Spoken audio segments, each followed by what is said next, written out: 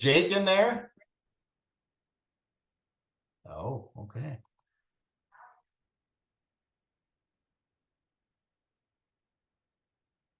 Okay. All right. So now we're on. Everybody hears? I can hear you. Okay.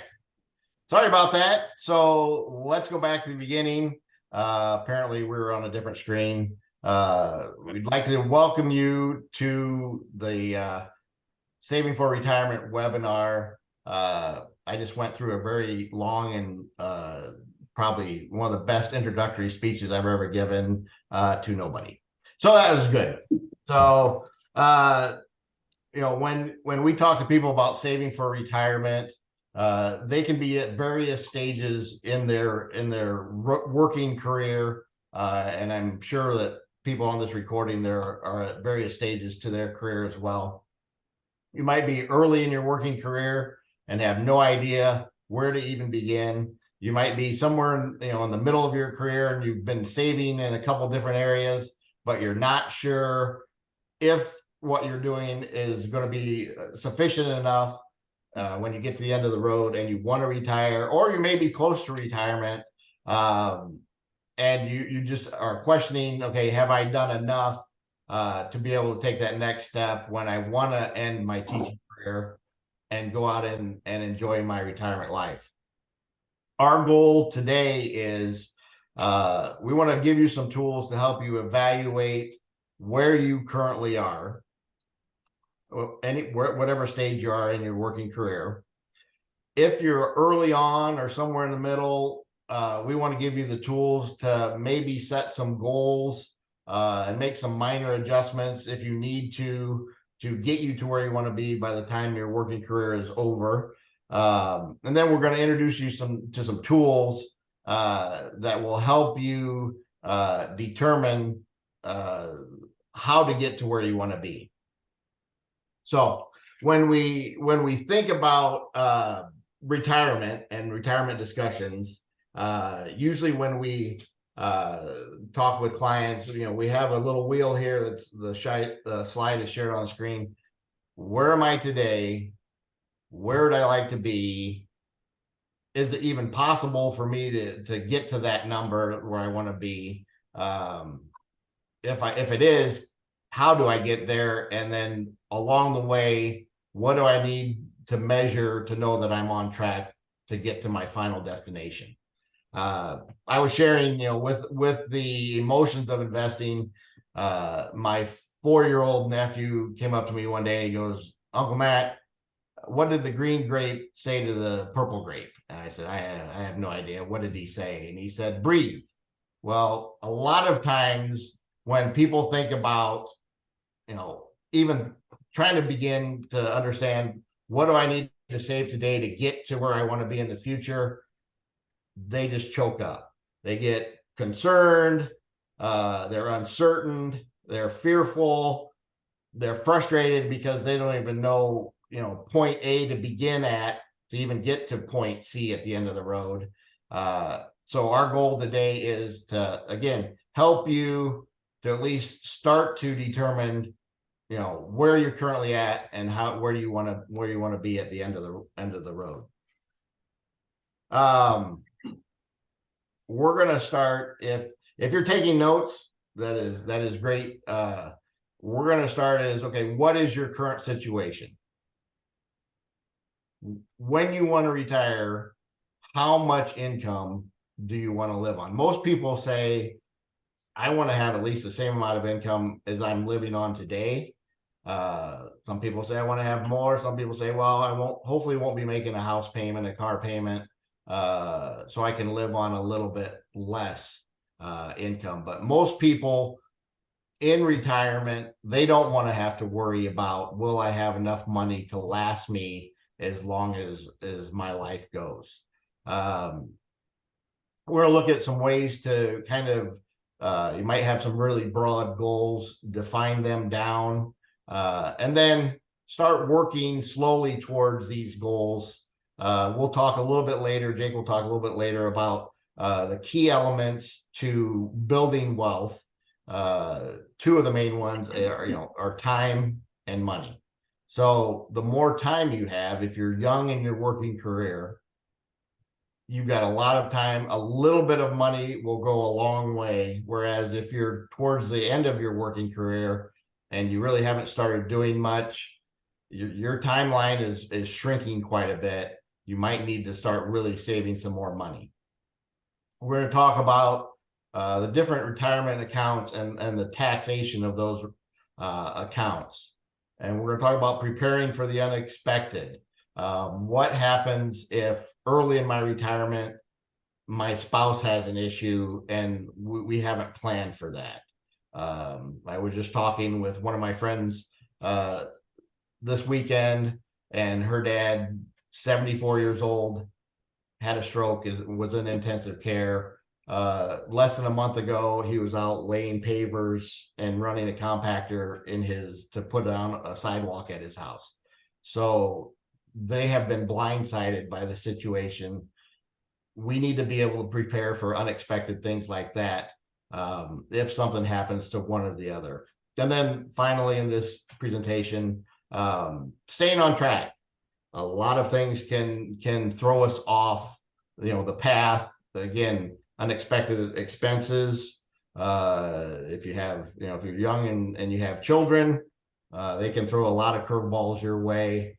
Jake can speak to that with his 6-month-old now. So again, those are some of the things we're hoping to accomplish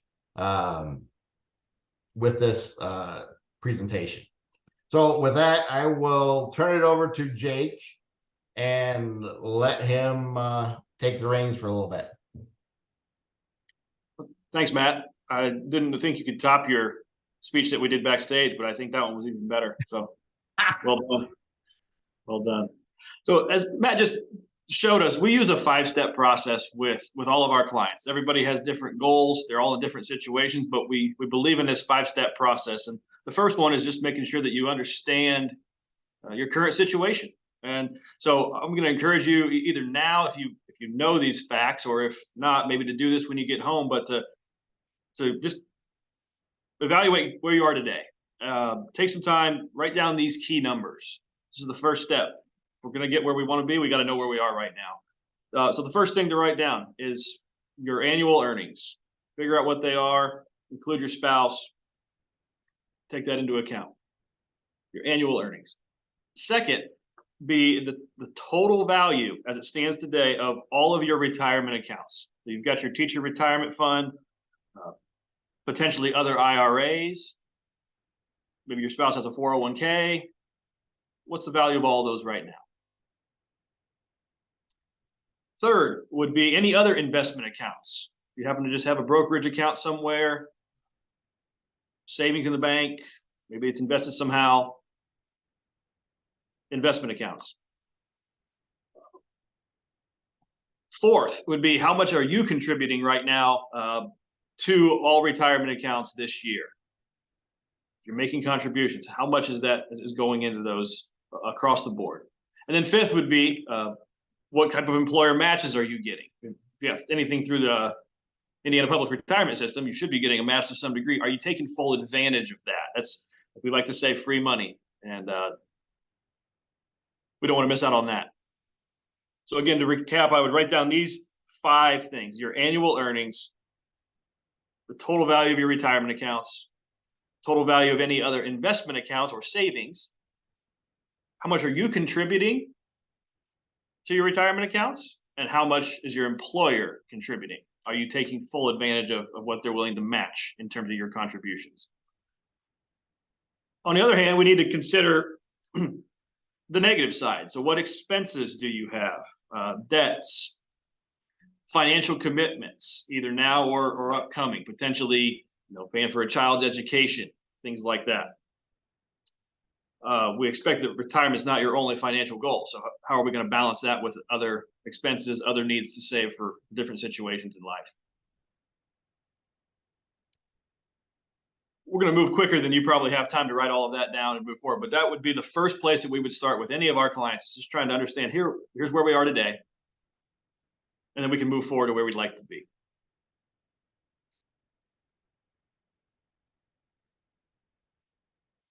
So step 2 is, like I just said, where would you like to be?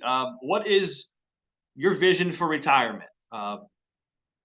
Matt mentioned that when we think the word retirement, there might be a lot of emotions that come up with it. Sometimes there's fear, there's uncertainty, there's the unknown of, when can I retire? Am I going to be able to retire at a point where I still feel healthy and energetic and can live a lively lifestyle? What might I expect in retirement? But we believe that having a vision, as with any goal in life, if you have a vision, if you can really start to articulate that vision and see yourself in the future and what that might be like, it can really be a motivator to do what you need to do now to get to that point down the road. And I know that so many of you are probably in a position where you're years away. You have no idea what retirement is going to look like. You might have a faint guess of, I'd like to travel more. I'd like to spend time with family, but it's hard to really envision what that's going to look like. And that's all right. So what we do with our clients is we just kind of partner along with them over the years. And as that vision comes into more clarity, we're there to kind of share in that with them and help them to understand what that's going to take to live that lifestyle when the time comes. But we really encourage you to take time dreaming a bit and envisioning, what will this be like when you reach retirement? What will you have wished that you'd done today to get to that point when it comes? So steps 1 and 2, figuring out your current situation and then thinking about where you'd like to be and what it's going to take to get there. Once we've done that, we can start to define your goal. And this is where we get really practical in terms of, what are we going to need to do? What amounts are we going to need to save, as Matt mentioned, to reach our goals when we want to reach them? A good starting point is to look at your monthly expenses. So current spending can give you a solid starting estimate. Obviously, there are things that can influence that number in retirement, but most people want to maintain the same style of living when they get to retirement. Right now, you may have a mortgage to pay off, and you may think, well, in retirement, I'll have that paid off. And I hope you do.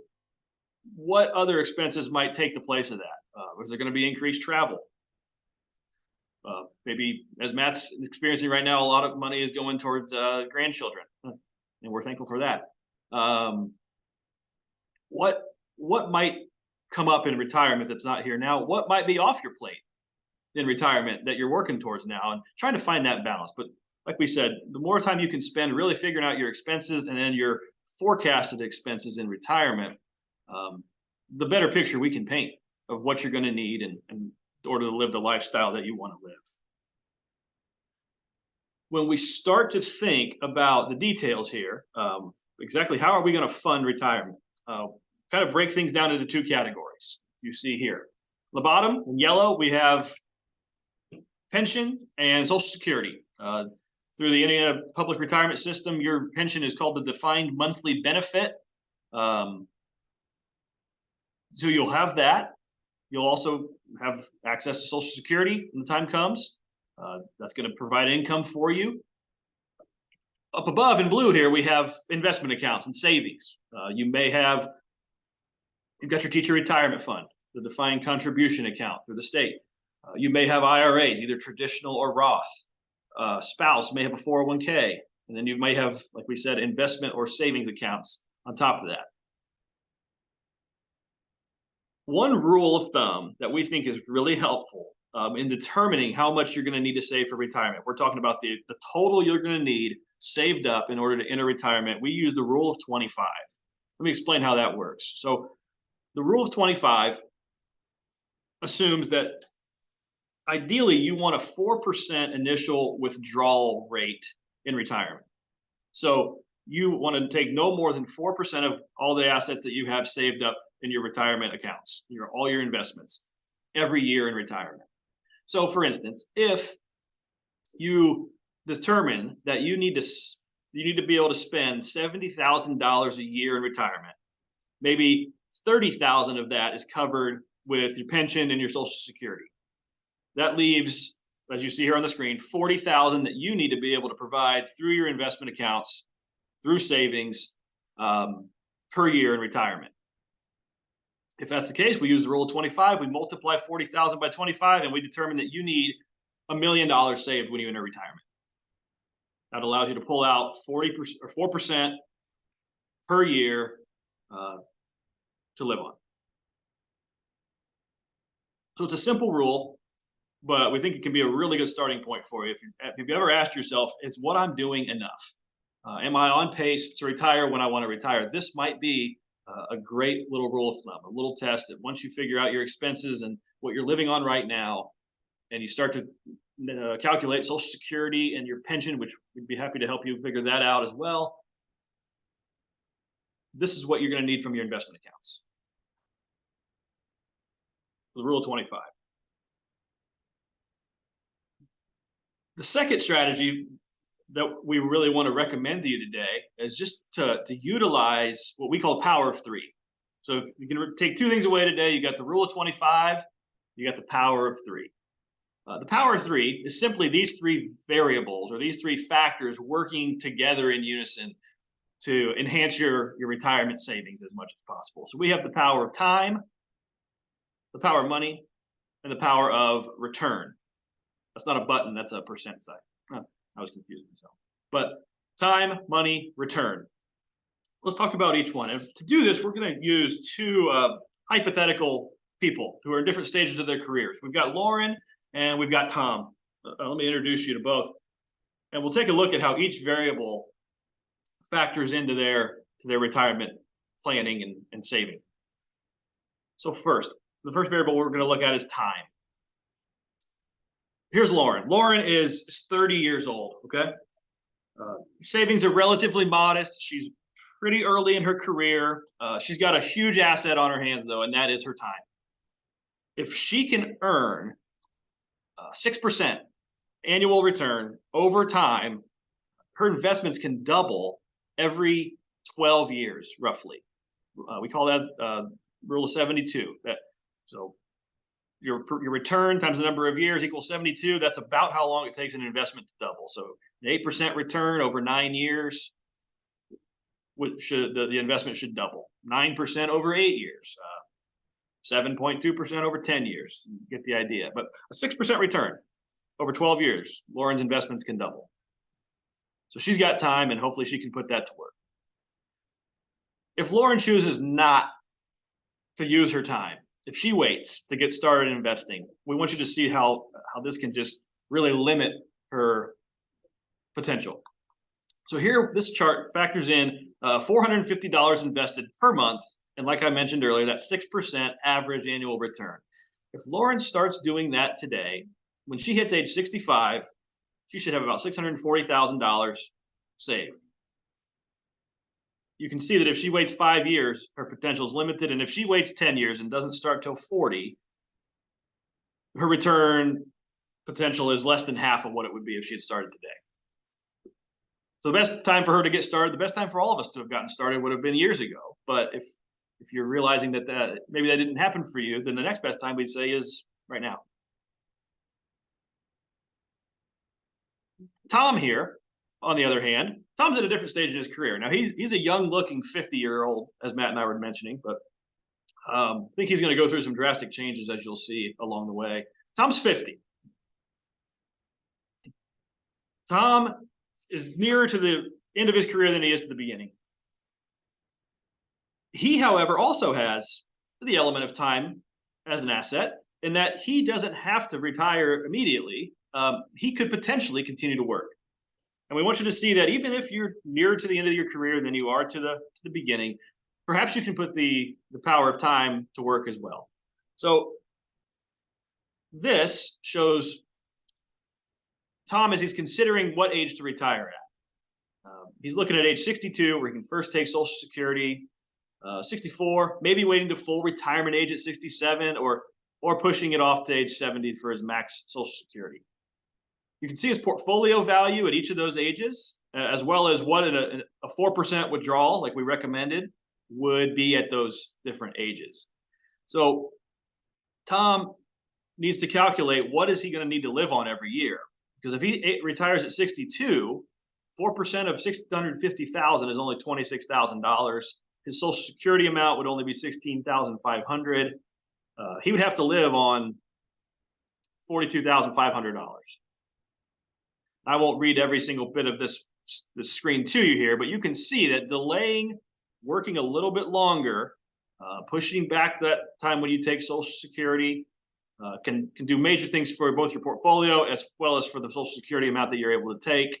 Tom, by pushing back to age 70, could nearly double his income yearly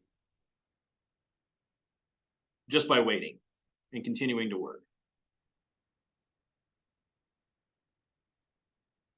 So hopefully you can see the power of time. No matter where you are in your career, as long as you're still working, you've got time on your side to a degree.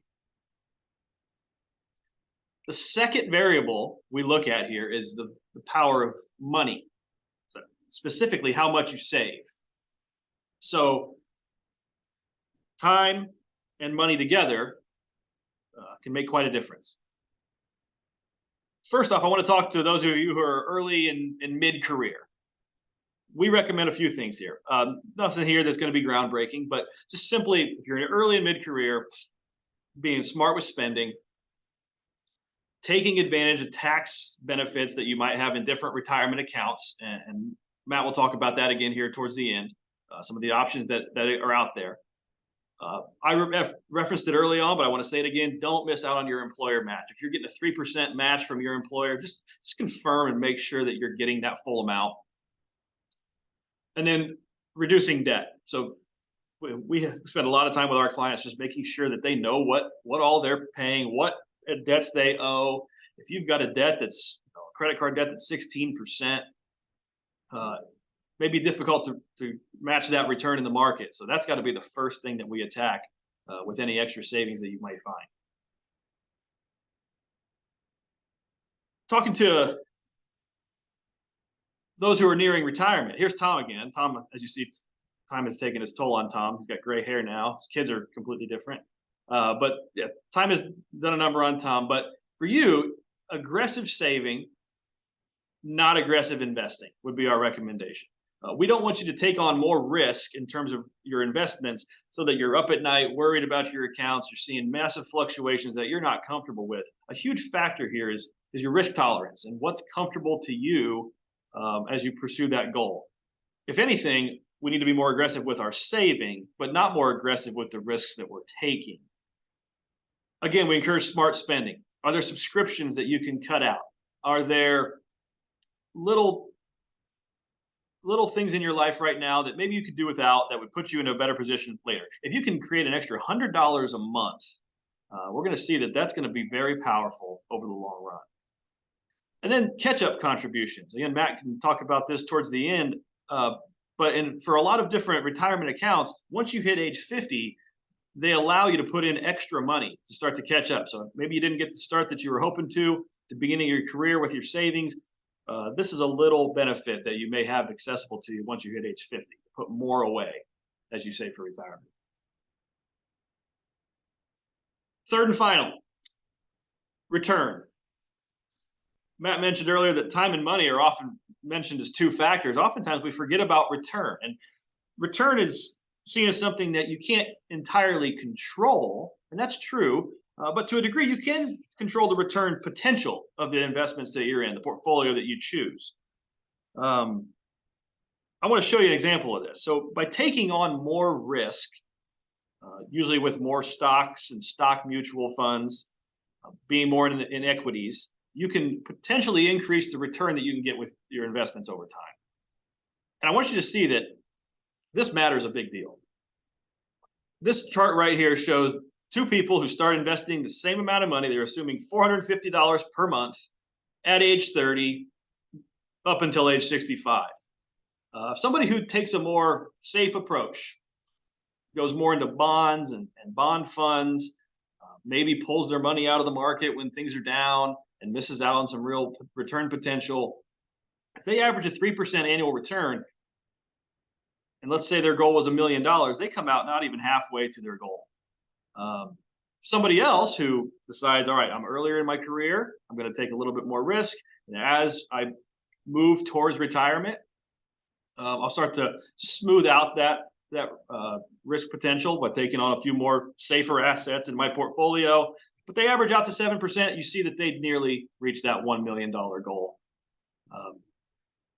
So the type of investments that you are in, and balancing that with your risk tolerance, balancing that with the time that you have up until this goal needs to be completed, is a big deal. And we'd encourage you to sit down with somebody or to at least look into your current savings and investments to make sure that the investments are allocated in terms of stocks and bonds, more aggressive and more safe investments, to make sure that it's the way that you want it to be and the way that it's going to put you on path to reach your goal when the time comes.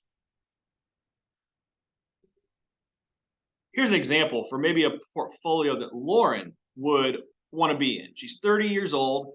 She's looking at probably 30 or more years until retirement. She's got a lot of time on her side. We would probably recommend for her taking on a little bit more risk in the market if she's comfortable with that.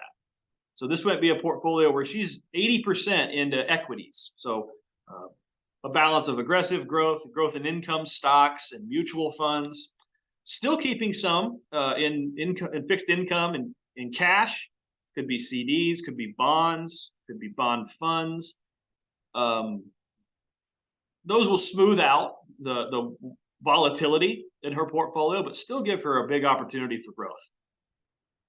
For Tom is nearer to his retirement. Tom, if there's a really rough year, Tom may not have quite as much time to recover from that. So with him, we would recommend maybe a little bit more stable approach, taking on a larger percentage of fixed income, still being somewhat aggressive because he does have probably 10 or more years. So maybe this balance towards growth portfolio would be more along the line for him.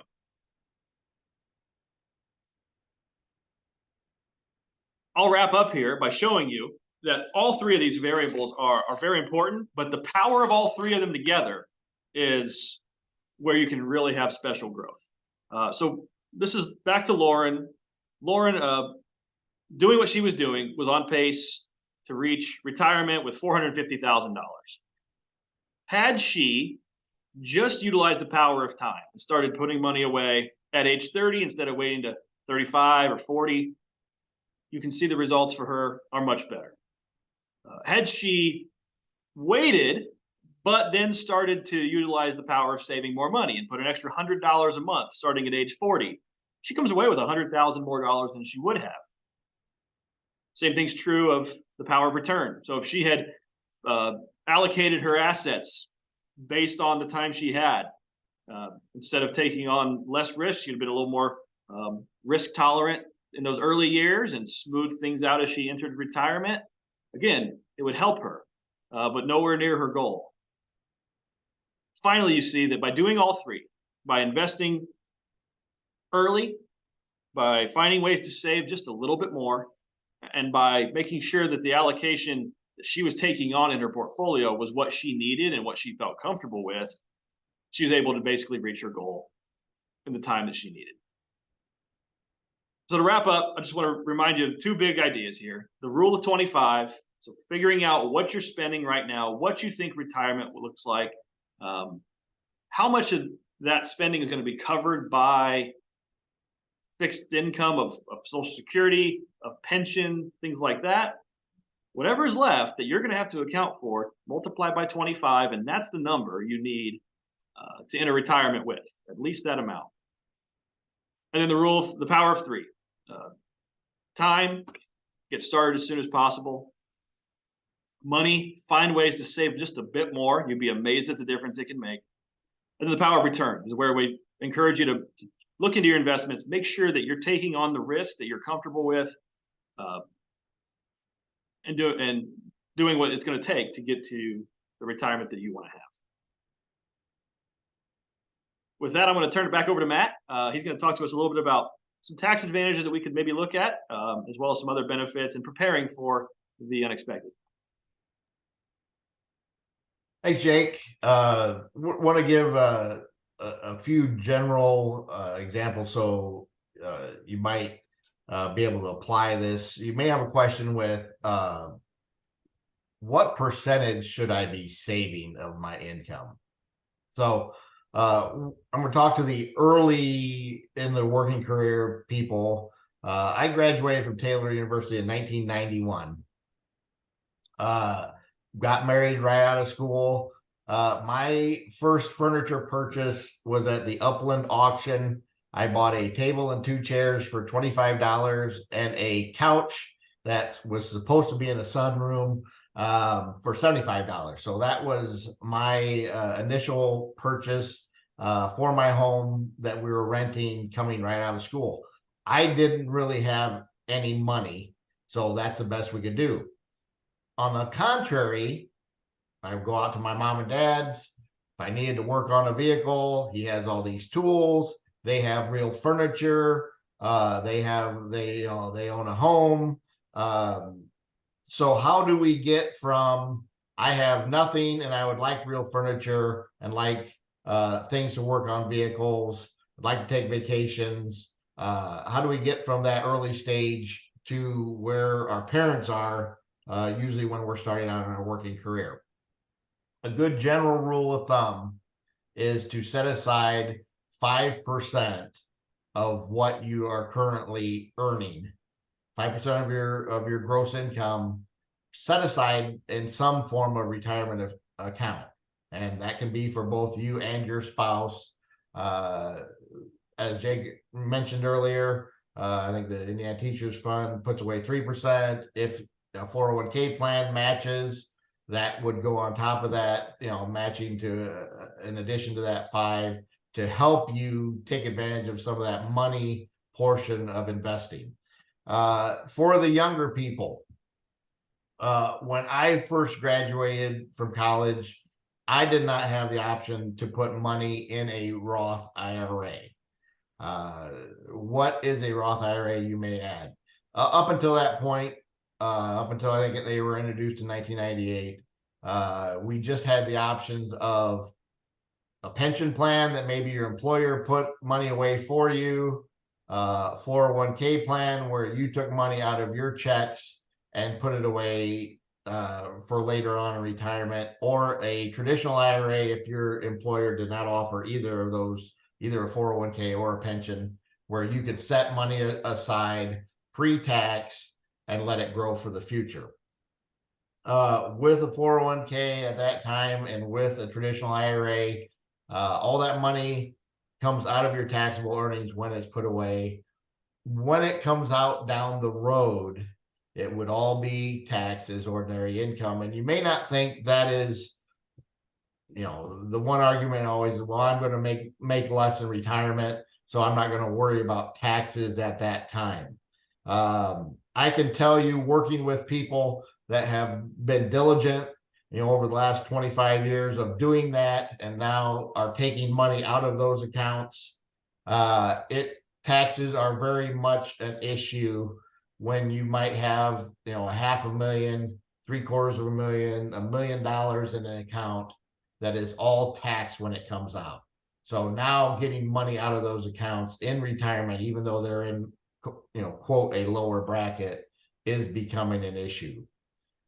So the option of the Roth came along in 1998. A little bit different twist. You pay taxes on money. After that, after-tax money then goes into a Roth IRA. Everything inside of that account grows tax-free for retirement. So when you get to 59 and a half, you start taking money out of that account. It's all tax-free income.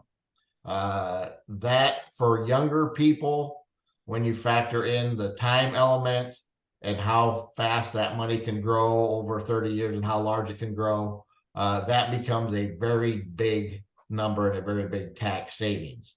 You can do some of both. Have some that it will come out taxable in retirement through your 401k, 403b, your traditional IRA, and then some that comes out tax-free. You may say, I want to have $50,000 a year withdrawal out of these retirement accounts. I want to have 25 that's going to be taxable, so I don't get killed on taxes. And I want to have 25 coming out of my Roth that comes out tax-free. Again, if you have $1 million in either a traditional IRA or a 403b or a 401k that's taxable when it comes out, if we go back to Jake's example earlier, where you're making 6% on that money, that account's going to grow by $60,000 a year, every year that it makes 6%. So again, how are you going to get that money out of there? You can take the 60,000 in growth out. You're still not getting to your principal amount.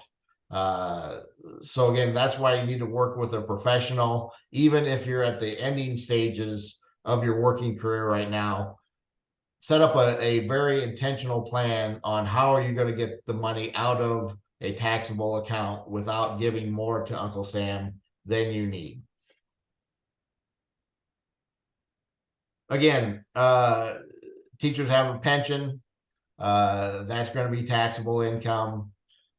Depending on what your pension amount is and what you're taking out of either a traditional IRA, a 403B, or one of your spouse's retirement plan, some of that Social Security income could be turned into taxable income for you as well. So again, that's why we recommend, once you get to that, within 5 to 8 year window of retirement, you kind of want to get your ducks in a row and have a plan on what you're taking out of what account. So again, I don't like giving more money to Uncle Sam than I absolutely have to. So preparing for the unexpected. I said earlier, I talked earlier about one of my friends, that her 74-year-old dad just had a stroke. Okay. So there are a couple things that you can kind of do to kind of prepare you in case something like that happens. Number one is have a cash reserve, money that's not invested in real estate or in the market or in a long-term investment, money that's readily available. Usually it's you can get to it immediately if you need it in case something unexpected happens. Access to a line of credit. A lot of people, as they move along their working career, and they've made their mortgage payments all along the way, their mortgage gets smaller and smaller, and pretty soon their house may be paid off in full. It's always a good idea to maintain a home equity line of credit, even if you've had your house paid off, towards the end of your working career. That still gets you the mortgage exemption on your home. And if you had an emergency, you don't have to have anything borrowed against your house, but just having that access available in case you have an emergency that you need excess amounts of your cash reserve in case there is a short-term tragic event in your life. Insurance. I have people tell me all the time, I am insuranced to death. I have car insurance. I have health insurance. I have life insurance. Even when you get a little bit older, you could have access to long-term care insurance. Insurance is a good way, especially during your working career. It is a good way that if something, again, happens unexpected to a spouse, their life ends prematurely, and you are planning on them, on their earnings for the next 20 years to accumulate towards your retirement goal, life insurance is a good way to have a little buffer there that if something happens that you aren't prepared for or aren't planning, it fills in the gaps of the earnings power that has been lost. You're losing two things. You're losing money and the time that they were going to live over the next maybe 15 years. So preparing for the unexpected. 10:30, we'd like to open it up for questions. If you have any questions, please send them to Carly and we will do our best to answer them. It's been our pleasure to share these things with you.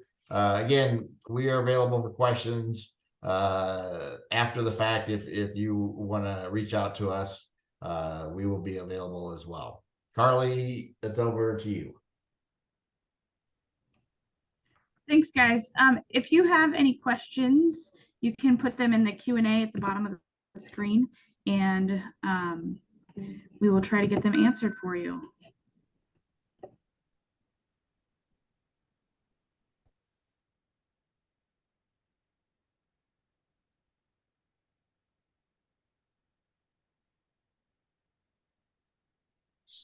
I guess I can also just do the closing and then leave it open for questions for you guys, and we can stay on till the 10:45 time. So thanks for sharing, guys. Participants, before you leave, please remember to go to your chat, and I have placed a link in there. And that link is for you to provide feedback on the session and the symposium, and you complete it the form after each session or at the end of the day. It is required for you to get your PGP points for your attendance today. Let me put that in there for you. So the link is in there for you. It's also available on the symposium's main page on Sched. Thank you so much for joining us, and enjoy the rest of the symposium. Again, if you have questions, we will answer them for you for the next till 10:45, and then we'll be finishing up. Okay. Matt and Jake, can you see the questions if you go to the bottom of the screen and click Q&A? Or do you want me to read them for you? I can see it. Yep. Okay, so I'll just let you guys go ahead and read them unless you want me to, and answer them. Describe how you go about combining accounts from one school district to another if you switch jobs. Jake, you want to take that? I mean, it depends if you're looking at if it's a 403B account. Again, the first step is to find a financial professional. There are various options depending on, again, what your long-term goals are, depending on where you are in your working career. Some of those funds may be able to be rolled over into an IRA, and if you're young and you want to, you can immediately convert that into Roth money. So the rest of your working career, those funds grow tax-free. There are various options for that, but again, find a financial advisor and they will be able to help you with that. Next question, you take, Jake. Sure. Carrie, it looks like you have two here. What kind of investment matching is available through public schools typically? And is the Indiana Teacher Fund the same thing as a pension? So the Indiana Teacher Fund, I'll answer that first, has two components to it. One that you normally see if you would log on to your, I think it's myinprsretirement.org. You'll usually see first what's called a defined contribution account. And that is where everything that you contributed as well as what your employer has matched is in there. And it's invested into some type of fund or combination of funds. And that's where I'd recommend you look into that. Be happy to help you look into that if you'd like. You're probably getting something like a 3% match. As long as you're putting in 3%, they would probably be matching that. That's pretty typical. I believe that's what most school corporations I've heard of are doing. There also might be components where some corporations match for a 403B. You can have that separately. The corporation I taught in for a while did not match for that, but I'm aware of others that do. They'll match up to a certain percentage of whatever you're contributing for that. So I would just, again, reach out to a financial professional, maybe reach out to your HR and see if they are able to answer that question for you as well. But yes, those are out there. There are matches available. Depends on your district. Back to the teacher retirement fund. So you have that portion, and then what you probably don't see as easily, I think it's only listed on the annual statement, is called your defined monthly benefit. And so that is your pension. That's a fancy new name for a pension. That is, I believe it's 1.1% times the highest 5-year rolling average salary of your career times the number of years that you worked there, would be your monthly benefit once you retire. I hope that answers your question. If not, we can talk afterwards as well.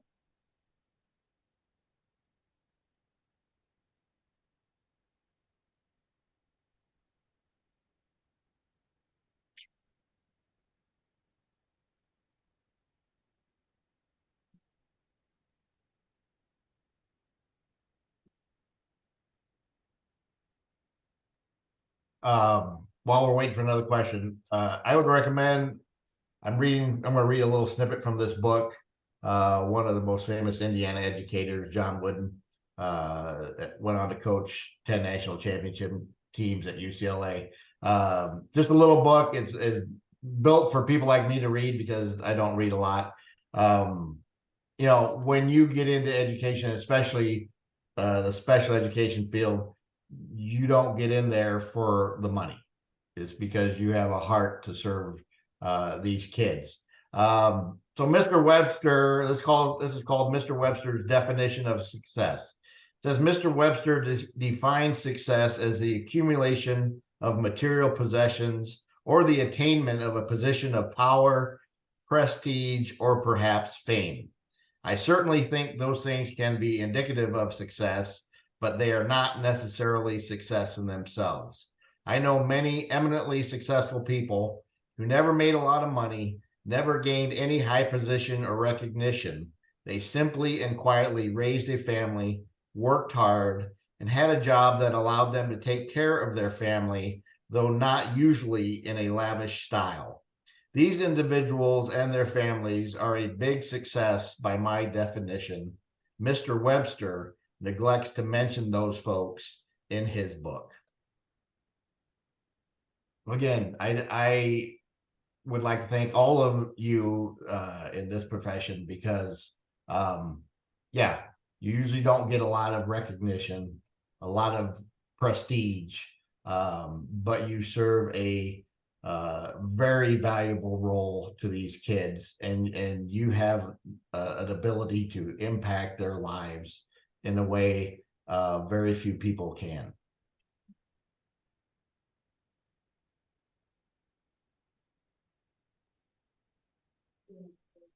All right, are there any more questions?